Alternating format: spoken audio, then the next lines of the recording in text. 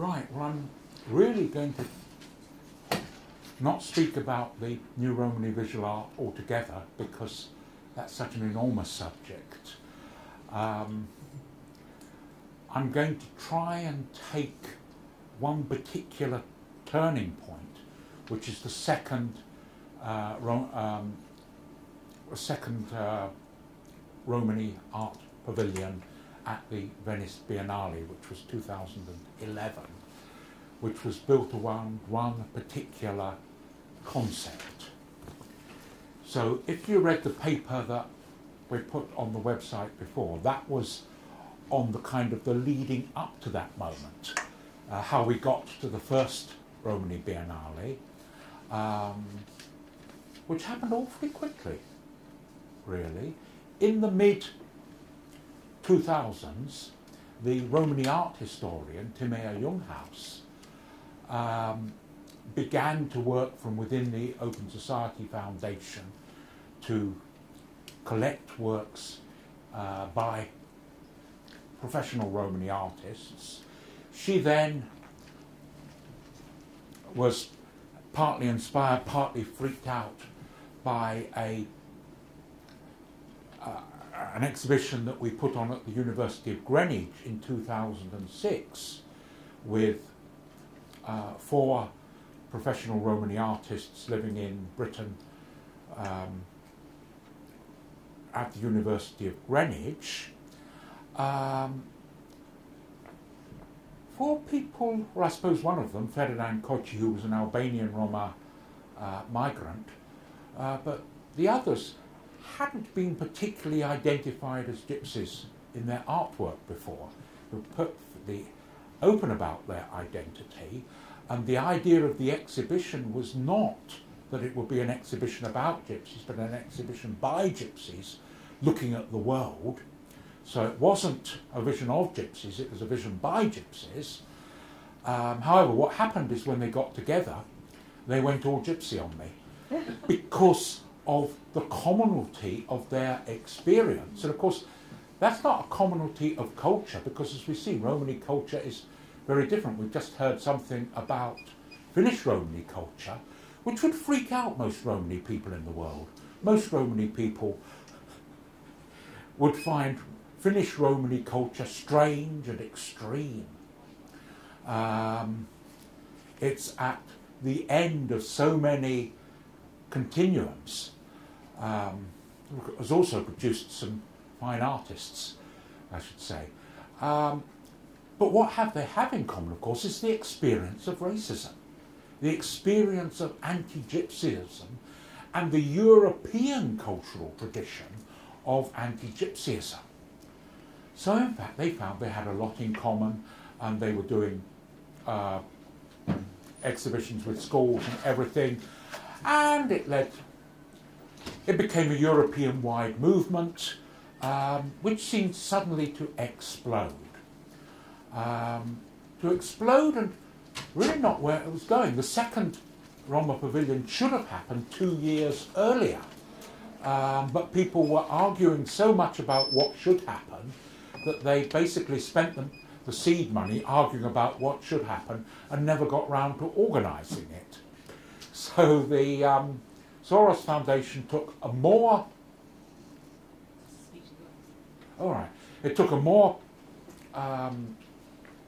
proactive role and a more authoritarian role, and basically 2 people organised the second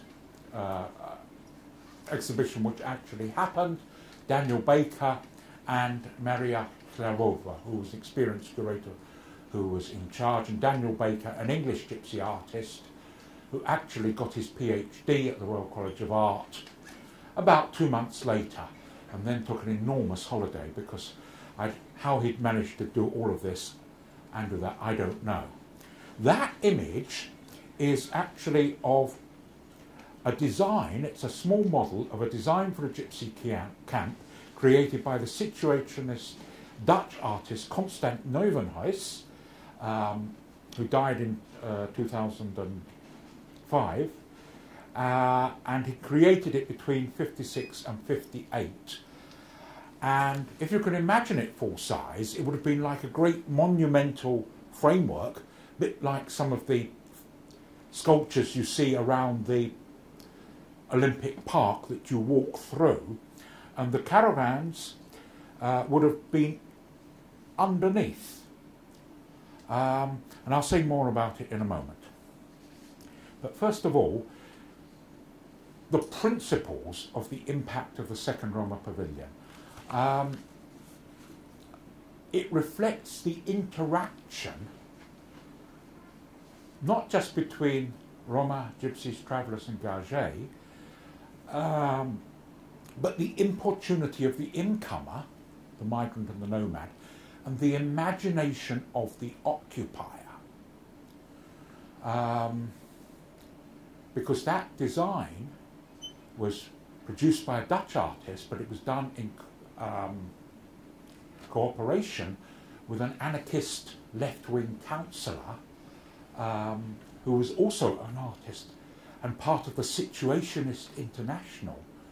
And it was based on a discussion with travellers, and just to, the manifesto bit, asserting that art is not just a representation of a given world, but a remaking of it, reflecting that interaction. I seem to have put that down twice, don't I? That's what happens when you write the handout first and then transfer it. Right, let's move on. That wasn't right. Wrong back. All right. So, reimagining history as art. Humans make their own history, but not freely, as Marx almost said. Make their own. That was meant to be from Sarah. That was meant to make their own environment, but not freely, as Marx always said. So, shaping our environment, people like Daniel Baker are insisting, need not be just craft, it's also art, and therefore life itself is art, insofar as art is conscious and deliberative. So I'm not an art specialist, but those of you who are will see the connections between, come in, it's all right, take more than incomers to faze me. You can see the connection both with many of the popular art tendencies of the current period in Britain. The Romani artists tend to admire Anthony Gormley and be fiercely jealous of Tracy Emin. And are drawing on the craft heritage of Romani people to say, in fact, the way Roma have arranged their environment represents that taking control. And if you can make people aware that they're taking control, then you're freeing them up from the fact that their representations were constrained, and the representation of them was constrained by stereotypes. However, that doesn't mean you can just do anything you want, because art is social and interactive. Yeah. Halfway. Art is social and interactive. We can only do what other people let us do. Right? I can remember when Daniel and Delane Labar were putting on exhibitions of insider art, and people would come in, sneak in with their own pieces of art and blue tack them to the wall. And sometimes they'd take them down and sometimes they wouldn't. Literally what you can get away with. And of course, the point of this lecture that art exists in and is subject to the material constraints of space. But of course, those material constraints of space may not actually be material constraints. They may only be cultural constraints. Right, switch of topic. Planning. Planning for gypsies. Is that also art? Well, the same things are true of it, of what I just said about art, that gypsy policies are always an interaction between gypsies, Roma travellers, and garge buffers, Irish traveller word for garge. And that, of course, is always true about representations. Romani nationalists huff and puff about other people deciding our identity. But of course, if you totally decide your own self-representation, other people may not know what you mean. If you want to say what you mean to other people, what you as your being means, you have to use language. You have to use other people's concepts. If you want to be comprehensible, at one level you have to work with stereotypes. All words are stereotypes. Language is something which gets used up, not just used. A second thing, that the outcomes are if they are negotiated, in other words, if they are the result of an interaction, which of course sometimes they're not. Sometimes the interaction is not negotiated. People come along and shoot you or force you to do something you don't want. But if they are, they're always about a built environment that is being reimagined in some way. So the process of popular art is absolutely crucial to current understandings of gypsy politics. Right?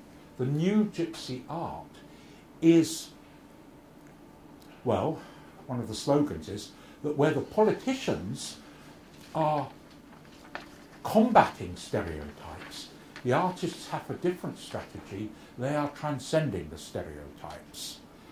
Right? So the politics of the new Romani art are broadening the choices to radicalise that process of reimagination. And if politics is the art of the possible, which was Bismarck, then we can only break dilemmas by reimagining the possible. So my great mentor, Grattan Puxon, is somebody who's been doing things and making things possible that people thought were impossible, and has been doing it for 50 years. So, and this is really the only point I'm trying to make here, everything that comes after the Roma Pavilion, you'll have to look at Daniel's thesis, various books I've got there and so forth. But the Roma Pavilion too actually drew its inspiration from an event which was nearly the beginning of the contemporary gypsy politics, and that was the design I showed you at the beginning, which is a small model. I mean, it fits, I think it fits onto something about the size of this plinth here. And it was created, I say, by the Situationist Dutch artists.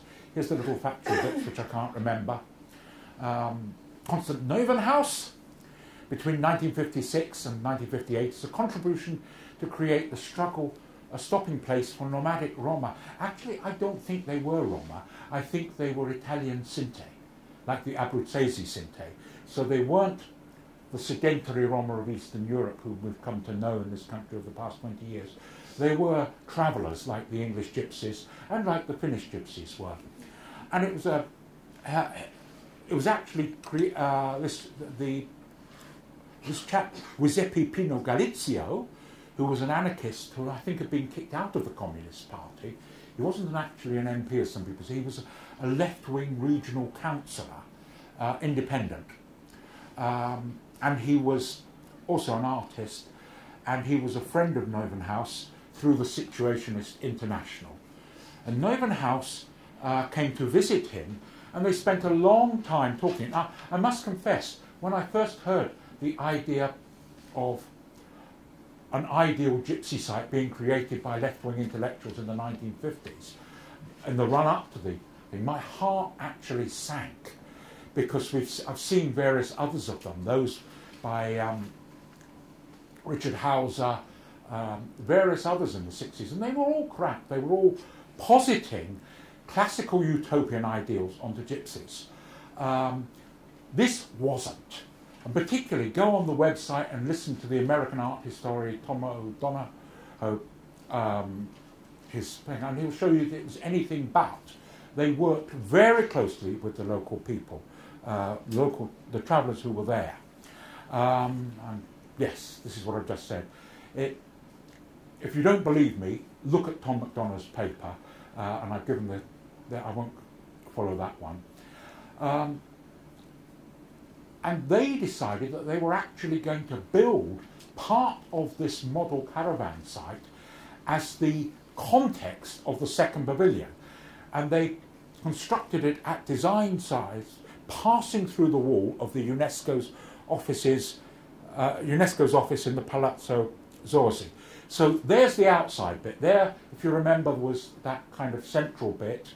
And so that's like the way you would have come in with your horse and wagon going in that way. And it kind of passes through the walls into the next. And there's the framework inside. So all the artwork and the installations and the performance art was done within. All right, and if you want to look at those pictures again, they're all on the website. Now, I just want to contrast that quickly with a near contemporary caravan design. The Romantic novelist Barbara Cartland, when she became a councillor in Hertfordshire in 1961, was exercised by the gypsy problem, and she rented land from a distant relative of her husband, the Earl of Onslow, and it's allowed 6 caravans to go there and got permission for that to happen. And I couldn't find a photo of it, but it was this grassy field with 6 old-fashioned wooden caravans and the horses standing side by side, and the family standing there. Barbara Cartland was a Conservative councillor, her son was, and I think still is, a Conservative MP, and they're all kind of tugging their forelocks and say, "Thank you, ma'am." However, idealist as that stand, I point out that it was separated from a busy dual carriageway only by a hedge, and it was squashed between a golf course and a sewage works, which has been expanded down the years. And actually, one of the things, if you look at the websites, Hertfordshire and the Cartland Onslow Trust are trumpeting, saying this was the first of 14 gypsy sites in Hertfordshire which have been built in its own way. And, well, the current GTAA says that the key issue now is that residents are now concerned about the size of the pit site. Right, well, you can see it's there. It is crowded. There aren't any wooden vardos left. But it's still, you can see it's crammed in by very high hedges. You can't see that, so it's screened. Over here, on the left-hand side, that's the sewage plant is behind, up the top, and in front of it is now a composting plant. And over this side is the golf course. A little bit of rough land behind. They haven't expanded it. Right, let's just minimise that. Can I minimise that? No, that's... Yeah, there we go. Right. And that's what I've been saying. I'm not sure whether that's that, but that's another Hertfordshire site, I think. But you can see it crowded, screened, and that's the GTAA's example of good practice. Just a contrast. Right. Barbourville, the romantic vision of one aristocratic author. The Alba site, if it had ever happened, designed collaboratively with Roma or Sinti. The Neuvenhouse site is looking to the future. Barbara Cartland wanted to, only traditional Romanis were to be allowed on there. No Irish travellers back there in 1961. Only purebloods, no Didecoys. Right, it was racist. The Alba site, you can see, is centred and spiralling outwards. It's not screened. There wasn't a boundary at all. It was a monumental centre to which people could come. Barbourville, like most gypsy sites following it, clearly bounded and screened by high hedges and fences. The Alba site was trying to make interaction with the wider community. It became part of Neuvenhouse's continuing work about more freedom of movement for everybody. Right? It was something you could get in and out of fairly quickly. It was for people who were on the road. It wasn't trying to settle people down. It was about people being able to mix easily. Whereas the Barberville, socially isolated, one sentence I quote from the GTAA, which I printed off in case anybody wants to show, 2012 GTAA. The respondents will not mix with Irish travellers or other Romani gypsies, which carries right up with the Finnish things. Nomadic people, of course, if you're nomadic, you can only make you're going to make a better living the less competition you have locally, right? Nomadic Romani groups like to meet up for large fairs, race meetings, which thank God only last a week, because by the end of them you've had enough, right? Actually meeting with I took a Finnish gypsy student of mine to Stow on the Wold, which is a little English gypsy fair, and her jaw just dropped, and she said, I have never seen so many Romani people in one place before. And she hadn't, not by a factor of many things. And of course, sadly, the Alba site was never built, whereas Barberville, amazingly, becomes a model of tradition. Now, last slide. Are we taking it? Where does it go from there? Well, it sets a direction, it sets a focus to the involvement of architects at the Royal College of Art and in Greece and all over the place. You'll find examples of that with Romani artists. So there's a strong actual architectural interaction, and it's helped international Romani art as something whose focus is on the reorganisation of spaces. And I've just given a couple of examples there. It produces a counter to our tradition of site building as ghettoisations, which will look at celebrating the Romani palaces of Romania and Moldova. Sites built, which don't have to be all gypsy sites. I mean, why the hell should gypsies live on reservations? Why shouldn't people marry in? Why shouldn't we just have a planning sort of thing which lets people who want to live in caravans live on them? It's unsurprising that we'll get sites where there's a high proportion of Romani residents. But we don't need ghettos, we don't need places where non-gypsies are not allowed. And it makes taking control of space in our lives a matter of reimagining, rather than what Romani nationalism makes it, one of territorial competition. Even when Romani nationalism says we're going to be a nation without a state, but it's still about territory, who gets territory. Reimagining territory as common space, and that's some of the impact, which I haven't got time to go on to, about the impact of Romani visual art and of all the experiments that experimental work that various people are doing. But this is, as it were, a crucial turning point. Okay, thanks.